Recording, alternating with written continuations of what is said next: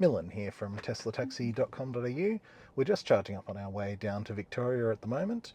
This video is primarily for our Uber drivers that rent Teslas from us and drive for Uber, just to explain a bit more about how to set up your Sanctuary, which is a surveillance system, as well as your dash cam settings and autopilot and self-driving settings.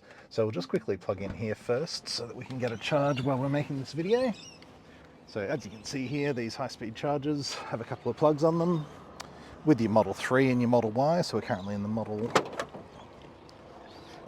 Y. So you just press this button here to open up the charge port and plug in. This light will turn green when you're charging. And I'll just go inside and show you how to set up your settings for dashcam and self-driving functions. So whenever you get a new Tesla, of course, just set up your driver profile. So just click here. Let's call myself Bob today. So once you've set up your driver profile, you adjust your mirrors and your steering wheel using the controls on the steering wheel itself. And importantly, the autopilot here. This is your self-driving. You want to turn on your auto steer, read the warning label, and your self-driving visualizations. All these settings may come by default as you've got here. I always have this forward collision warning set to early because it's going to give you the maximum chance of avoiding an accident, and this lane departure to assist, so it'll help you stay inside the lane. I leave the green traffic light chime off personally because I just find the extra chime every time a little bit annoying. Definitely leave all these other settings on, and safety is the most important one for your dash cam. Turn on your Sentry mode, which will allow you to have dash cam recordings if you're out of the car. And on this one here, turn this to auto, so if it detects an accident, it'll automatically save a clip. And obviously on honk, if you've got this one blue, then every time you honk the horn, it will record a clip. I don't know if you heard that little confirmation beep. That's the confirmation that the clip has recorded.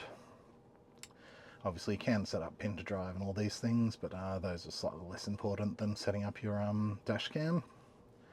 If you want to review your dash cam clips, you just click here on the little menu and click on dash cam, and then you can replay any of those clips. So that's one we just took a moment ago.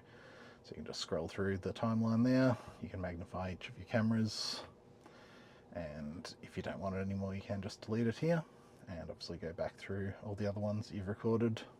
So this is one we got the tyre changed, and obviously these are the sentries, so basically the security footage, so to speak, and then your dash cam are the ones you manually record. So this is one I recorded on the way down today, so obviously you can see all the different cars around you. You can just record these on the phone itself, as I'm doing here, just via this screen. You can scroll this timeline back and forth, so obviously that's at 5 minutes, the total clip is 10 minutes, and the little red dot here is where you actually activated the recording, so I would have just probably honked the horn there as this demo. So nothing actually happened, but that's how the recordings come out.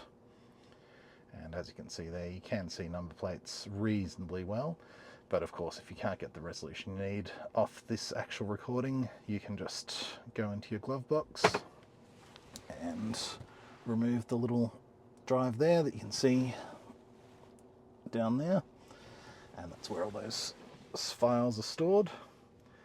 And if you are in an issue where you've just had an accident, for example, you press on the car and you press the record button, and that will save the clip for you. TeslaTaxi.com.au if you'd like to rent one of these cars. And just quickly on the charging speed, as you can see here, we're currently getting 114 kilowatts of speed, which is roughly 800 kilometers an hour because we're at 33%. If we had arrived at 10%, this speed can be up to 1200 kilometers an hour because the fuller the battery, the slower the charging rate that you'll receive. TeslaTaxi.com.au if you'd like to rent one of these vehicles for private use or for Uber.